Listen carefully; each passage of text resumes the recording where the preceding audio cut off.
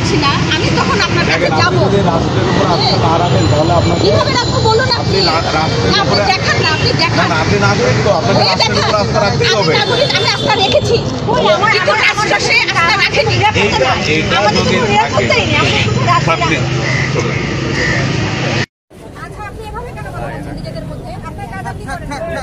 And so depressing.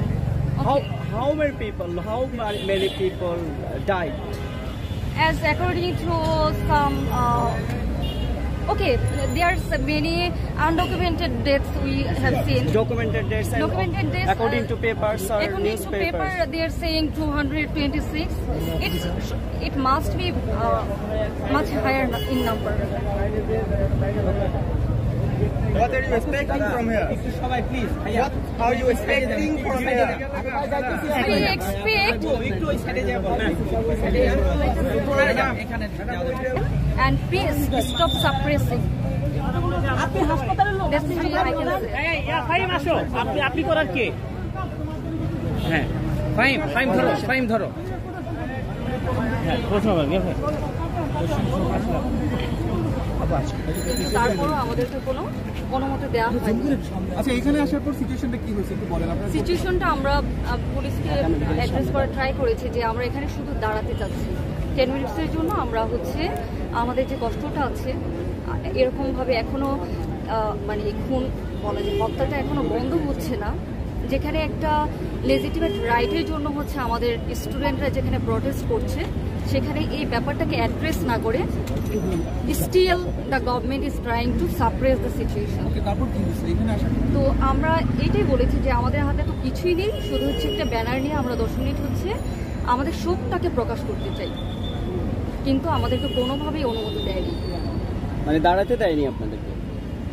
আপনার কি ঢাকা মেডিকেলে কোনো রোগী আছে কিংবা আমার এখানে আমার বাসায় যে কাজের বউ আছে তার বোন জামাই আপনার শুক্রবার রাতে ডেট হয়েছে, মানে গুলি লেগে সে মারা গেছে।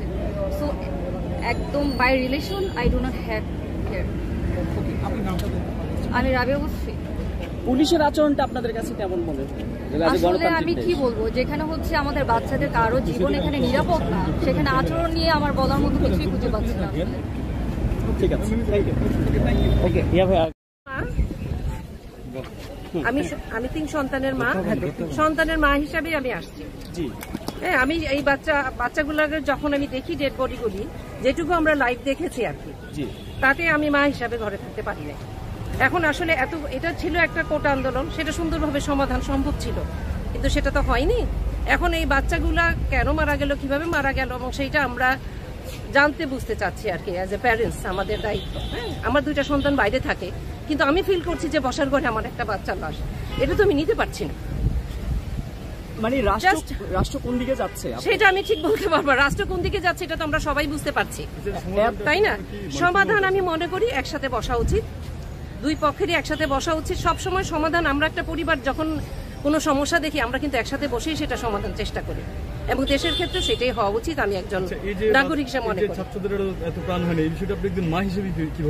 এটা তো আমি নিতেই পারছি না। আমরা তো বাসায় রীতিমতো অসুস্থ, রাতের পর রাত আমাদের ঘুম হচ্ছে না, আমরা নিজেরাই অসুস্থ হয়ে যাচ্ছি। নিজেদেরকে মনে হচ্ছে যে আমরা কোন দেশে এসে পড়লাম যে আমাদের বাচ্চাগুলো এইভাবে শেষ হয়ে যাবে, তাই না?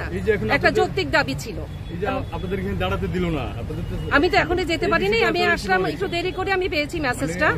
আমি এসে তো দেখলাম যে আমাদের জন্মভূমি, আমরা যেখানে খুশি, আমরা নাগরিক, আমরা তো যেখানে খুশি বসতেই পারি, তাই না? এই অধিকার আমাদের আছে যে আমরা দাঁড়াবো, আমরা তো এখানে অন্য কিছু করতে আসিনি, জাস্ট একটু মৌন আমাদের অবস্থান ছিল।